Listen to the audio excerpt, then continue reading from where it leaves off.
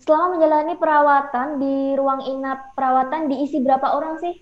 Kalau boleh tahu, ada kelas-kelasnya gitu nggak? Enggak. Soalnya ini gambaran Wisma Atlet itu bukan kayak rumah sakit. Jadi kan namanya juga RSDC kan, Rumah Sakit Darurat COVID. Jadi dia itu sebenarnya konsepnya kayak apartemen. Hmm. Jadi kayak apartemen yang satu kamar, apartemen dua kamar. Jadi satu kamar itu dihuni oleh dua orang.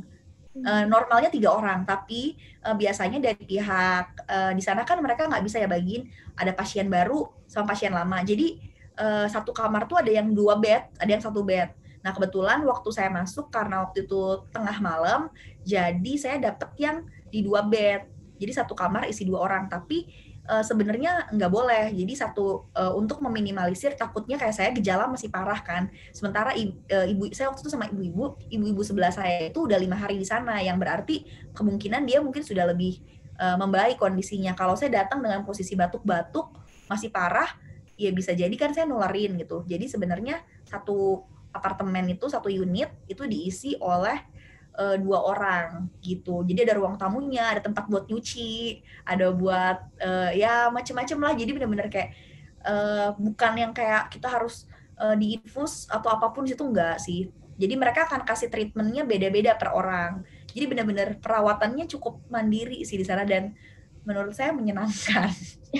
Oke, terus kenapa kamu mutusin buat isolasi di rumah sakit Wisma Atlet, nggak isolasi mandiri? Apa itu emang rujukan dari rumah sakit yang kamu tes kemarin atau emang inisiatif kamu?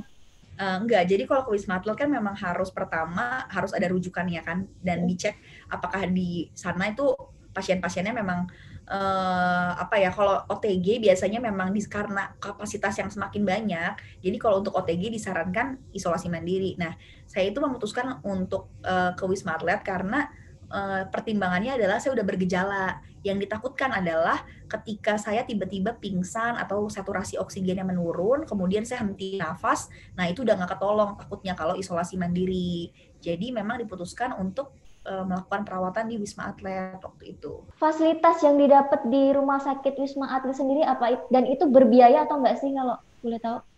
Jadi fasilitasnya apa ya? Dia apartemen yang full. Ya menurut saya cukup cukup apa ya luar biasa dari apa ya dari saya pribadi mengapresiasi dari pemerintah yang cukup memperhatikan kami gitu yang sedang mengalami kayak kesusahan di COVID ini. Fasilitasnya cukup luar biasa, tempat tidur, ada AC-nya, terus makan sehari 3 kali plus snack. Jadi dan obatnya itu nggak diantar per kamar, jadi ada kayak shelter obat. Kita akan nanti obatnya itu udah dikasih per nama tuh. Jadi oh ini untuk Evelyn, oh ini untuk ibu ini untuk ibu itu gitu. Dan per lantai itu selalu ada nurse station-nya. Jadi kayak ada tempat perawat. Jadi anytime mereka tuh selalu jaga 24 jam shift-shiftan kan. Jadi kayak kadang saya batuk, mereka lagi jaga keliling gitu, mereka akan ketok kamar tuh, nggak bisa tidur ya, kenapa? Batuk. Oh ya, minum obat batuk dulu. Jadi bener-bener yang kita ngerasa apa ya, di take care banget di sana gitu loh. Jadi tapi kalau misalkan kayak kemarin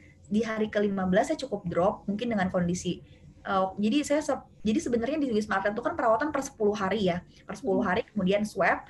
Nah, setelah swab itu akan dinyatakan boleh pulang atau tidak berdasarkan nilai CT. Nilai CT yang aman itu adalah di angka 35 sampai 40. Jadi sudah ibaratnya eh, virusnya itu sudah tidak menularkan lah. Nah kebetulan CT saya masih rendah dan saya nggak boleh pulang. Di situ saya cukup stres kan. Oh harus teman-teman seangkatan udah pada pulang. Ini anak baru semua, saya nggak boleh pulang. Saya agak stres di situ memang. Dan menyebabkan imun turun sehingga saya sempat masuk ruang isolasi gitu. Oke, berarti Sempat isolasinya itu yang untuk satu orang. kalau di sana itu kayak bed-bed sendiri gitu. Jadi perawatnya kalau di sana kan jadi dipindah. Kalau yang pertama kali kan kayak ruang-ruang apartemen gitu kan. Kayak Hmm. kalau masuk apartemen tuh ada unit satu-satu. Nah, kalau ruang isolasi itu dia ada di lantai dasar dan itu kayak satu ruangan besar isinya ada 6 bed. Waktu itu saya nggak ada siapa-siapa karena saya sendirian. Eh, ya ada perawat yang 24 jam stay di ruangan itu. Jadi kalau di tempat yang lama kan perawatnya di ruang perawat gitu loh. Terima kasih sudah nonton. Jangan lupa like, subscribe, dan share ya.